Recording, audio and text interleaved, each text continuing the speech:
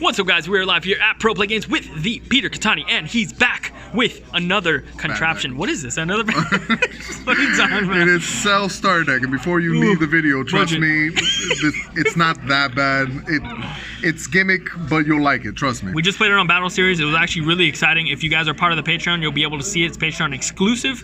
Otherwise, we should be coming out with a Battle Series for YouTube. Hopefully next week. We're gonna try to pump one up out every week, so it's gonna be really exciting. But what does this guy do exactly? Where's he from? When you play him in the leader area, you automatically play this field card that almost does nothing, but sometimes it's good. Then you can't play the rest of the game any field card. So if they pop this, you can't play any other field card afterwards. So cool. Awesome. Active main, you can put a green or yellow card from your hand underneath him. We only play green and yellow, so at any point, we're never stuck on this.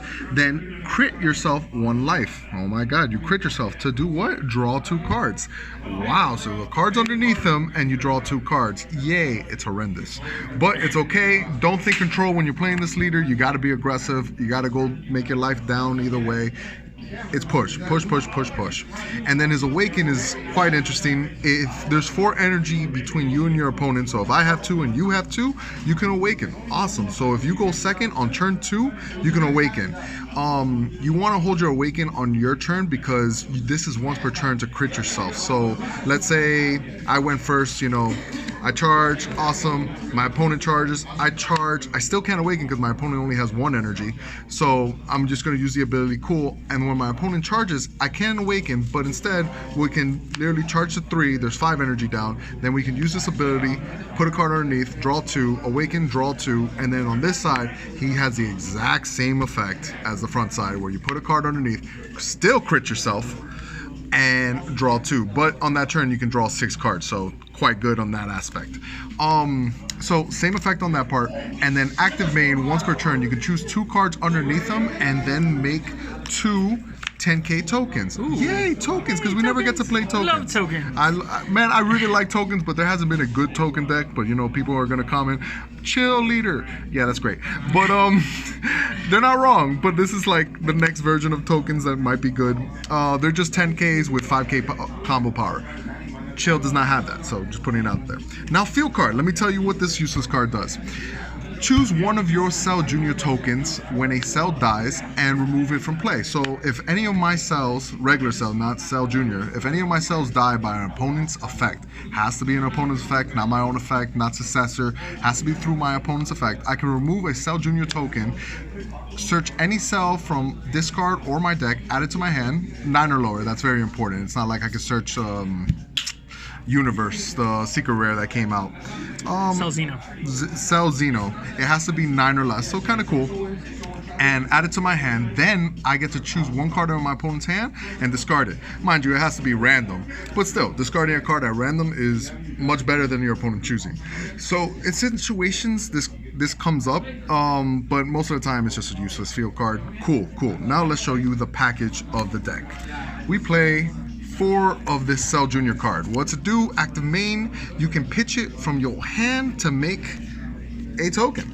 That simple. So any number of copies in your hand, you want to just pitch it, send it to the grave, make a 10k token, and start swinging. Against Surge leaders, you're actually really good because you put so much pressure on their awaken. They're like, I have to awaken soon. That's pretty much the goal of this deck. So you just make a token. It's that simple. It's good for the field card if we have cells. So 4 of these. Next, it's probably the only reason this leader somewhat might be good, is this card. This card's insane. It's very strong. Active battle for 1 yellow, you can choose up to 2 Cell Junior tokens, remove them from the game, and then choose 2 of any cards in your opponent's field and tap them. So you can choose 2 energy, you can choose a leader and a battle card. It's situational, but with such an aggro deck, tapping down your opponent's energy or their next big attack, if you tap down a leader, they don't get to draw when they get to swing, so it's pretty solid. Oh, it taps on leader. Yeah, it's pretty cool. Oh, wow. And then active main for 1 yellow, if this is in your drop area, you can add it back to your hand. So it's recovery. It's not bad. We bring out a bunch of tokens all the time. So having this little play right there, make your opponent's kind of scared to attack because it's active battle. Even on our turn, we can do it because we'll swing, they don't negate. All right, now get rid of 2 tokens to tap 2 energy, and we're going to do more pressure. So great card.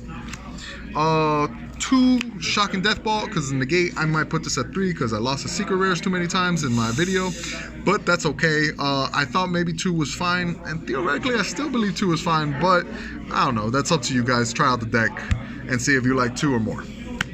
Next, we got our 17s. We play 4 of the great 17 and 2 of the whatever 17. Okay, so most energy that you want is green. You always want to charge green. Your turn 2, you want double green. But on turn 3, you kind of need yellow for successor. And to work on ratios, you want to have 17s. So I have 4-2. Same thing with the lineup of 18. I have 4-2. The yellow is just in case I need to charge yellow for my turn 3 play.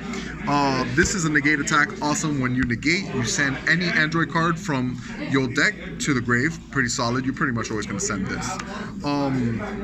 This 17, if my opponent brings something big out, let's say 6-drop Boo on turn 2, that's scary. And if I have nothing on board, I can bring this out for free, tap it down, negate the effect, and go off from there. It never really comes up, but it's the best next 17 to play in this deck because you definitely want the yellow. This 18 is everything. When it's in the grave, you can pay 1 to send it from drop area to warp. So you warp it to grab any Android 1-drop and add it to your hand. So you can grab your negate, cool, or another card, sell 1-drop. You're going to see it soon, but incredible card for recovery. And never going to play it. But it's a yellow 18, so that's the only reason we're playing it. It's a yellow 18.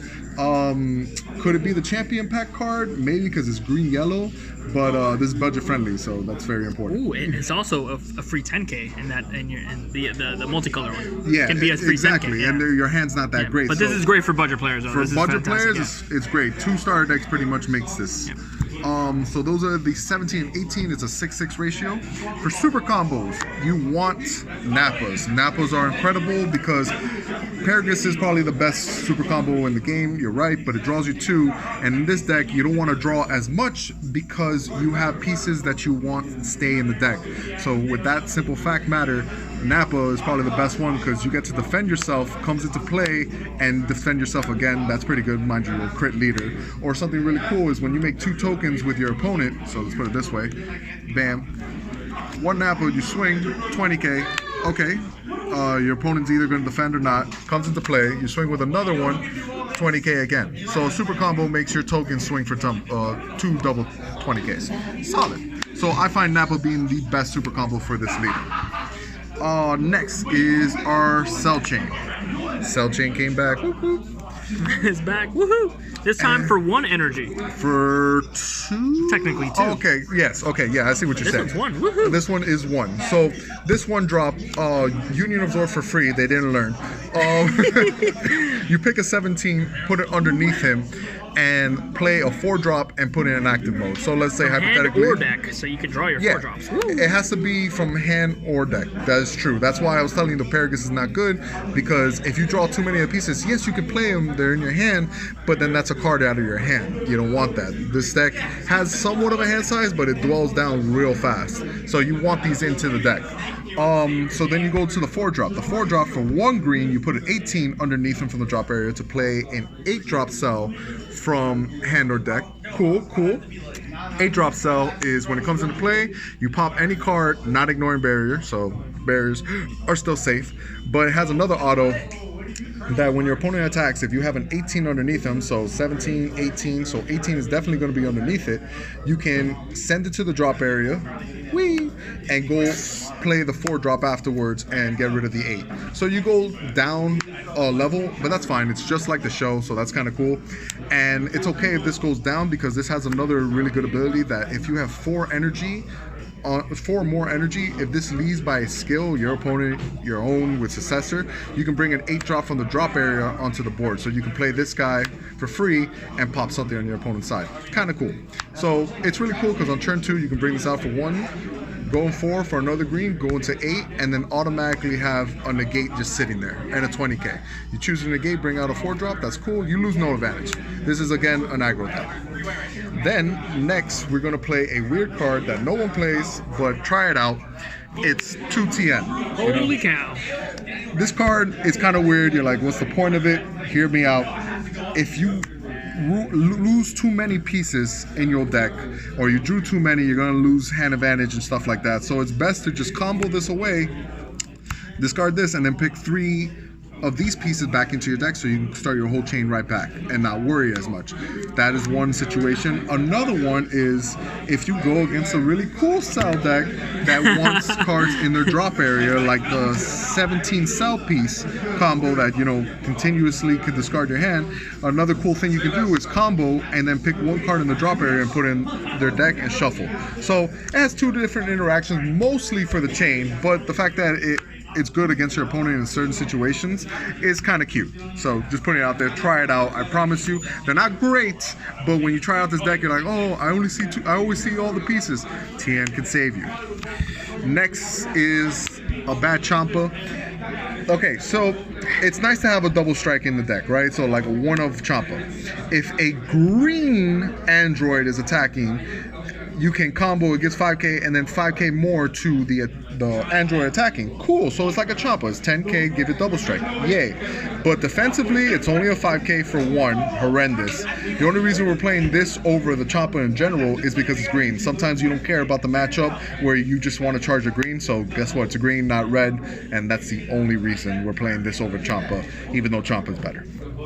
Next, it's the show, the package.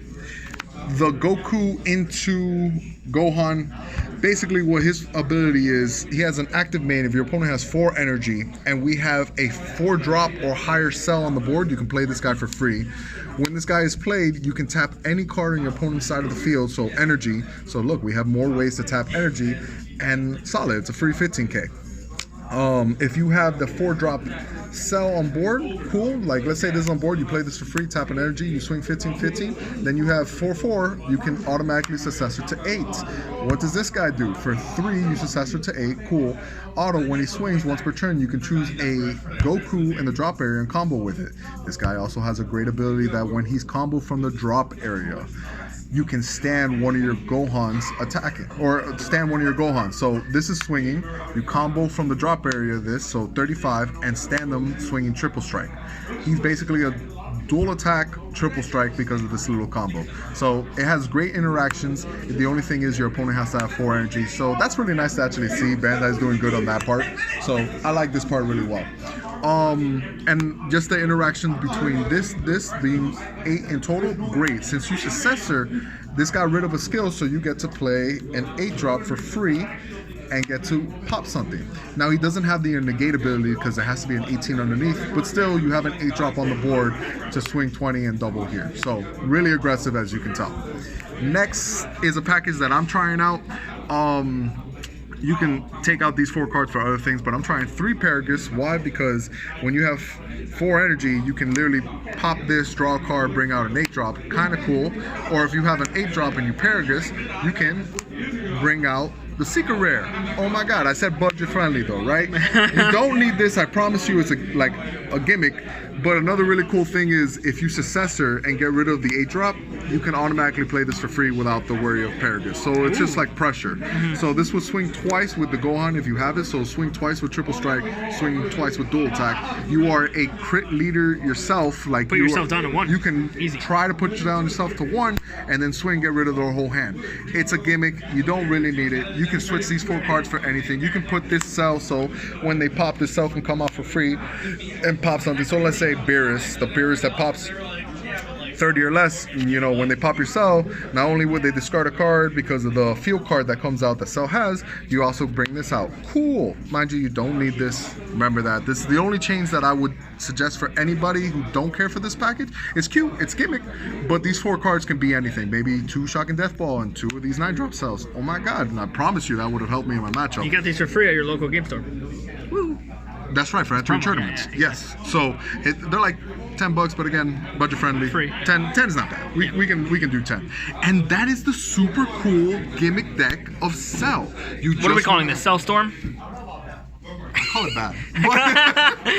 It's very fun. Hey, if you look at the battle series, it gave me a run for my money, 100%. Yeah, it is fun for sure. I was trying to again control, but once you go into that aggro state, it's just a fun local level deck. Very important. If you guys know me, I play locals. So Try it out. Let me know what you guys think. Again, you don't need these 4 cards. Switch them out for whatever you want. If you have them, try it out. It comes up situational. But yeah, that was the deck profile. Thank you guys again for watching the video. Till next time, we're out.